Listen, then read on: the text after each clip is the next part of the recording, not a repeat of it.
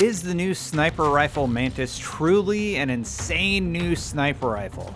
That's the claim that I've seen, and I understand that reaction.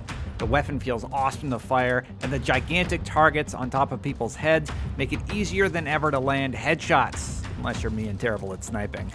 After looking at the data in the field and hopping into the shooting range, I can confirm that as of PTS Phase 1 for Title Update 10, I believe that the Mantis is actually underpowered, especially when compared to Nemesis.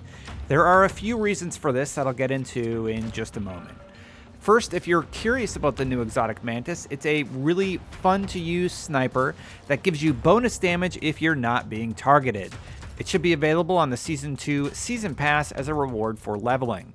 The Mantis Sniper has the talent in plain sight. It gives you more information about the targets in your scope, and if they're not targeting you, your damage is amplified 50%. In addition, headshot kills will reset the cooldown of the decoy skill, so you consistently have a chance for the 50% damage bonus.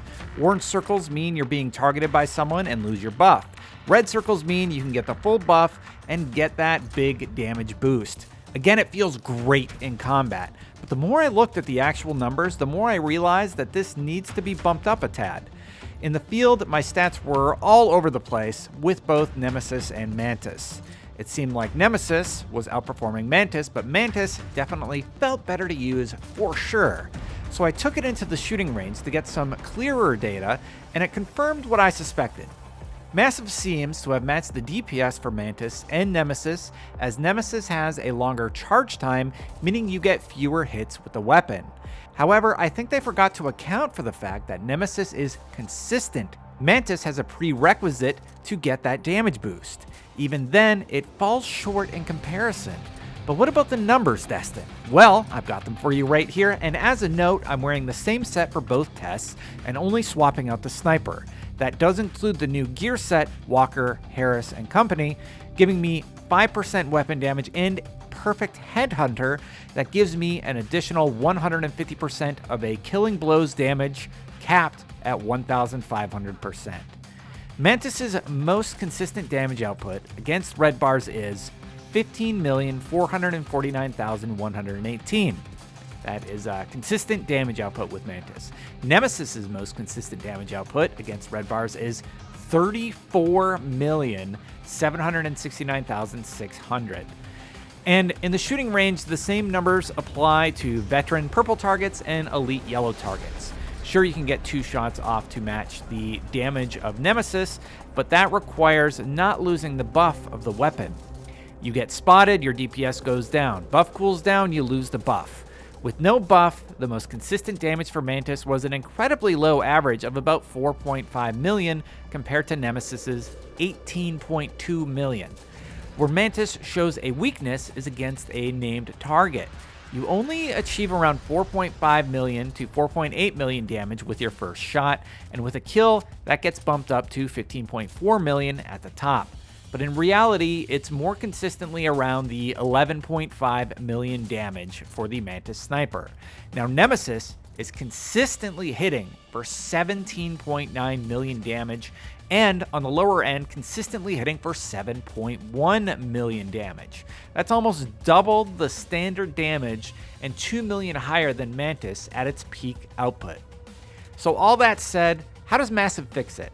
This is a PTS after all, so while I think the weapon feels fantastic, they should not change how it feels at all. I think they've managed to come close on the DPS output to the Nemesis. The problem is the prerequisite of not being spotted. I think increasing the base damage by at least 20% would bump its base to about 5.7 million damage for the first shot with my build. That would put its follow-up shot around 17.2 million damage, which would at least bring it in line with where the Nemesis is currently at, because you can hit more shots faster with the Mantis, and that would be much closer to the 34 million the Nemesis is hitting at, making it a more viable option without sacrificing the risk-reward play factor of the sniper. I'll let you decide, though. Maybe you think I'm way off base on this one. I initially came to a snap judgment on this, and I re-recorded the whole video because I really wanted to dive into the numbers with this sniper because I love it and I want it to be great. So I've added a collection of gameplay to this video to show you the data I'm seeing.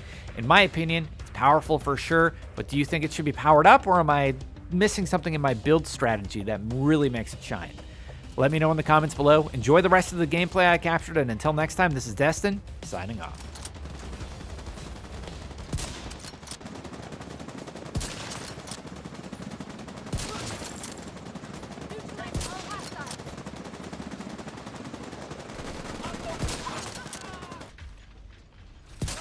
Stand by, I'm coming in.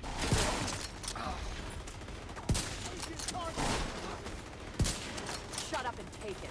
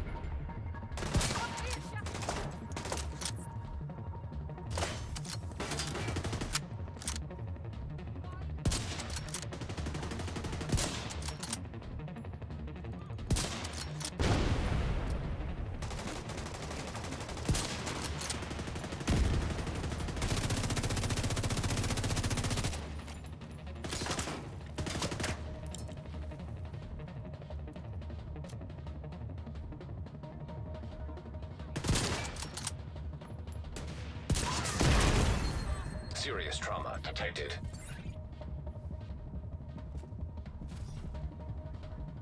Engaging! So much for this armor.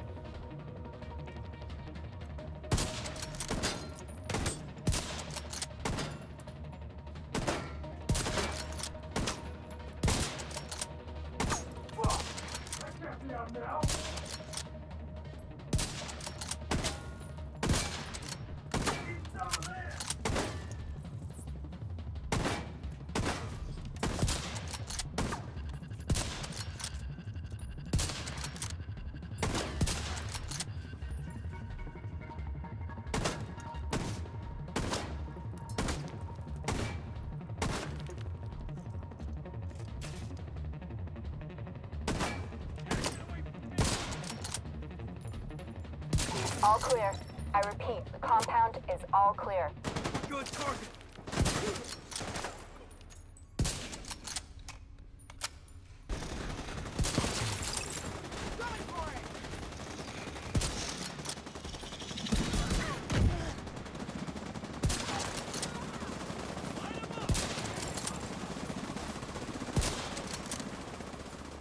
There's bound to be more of them.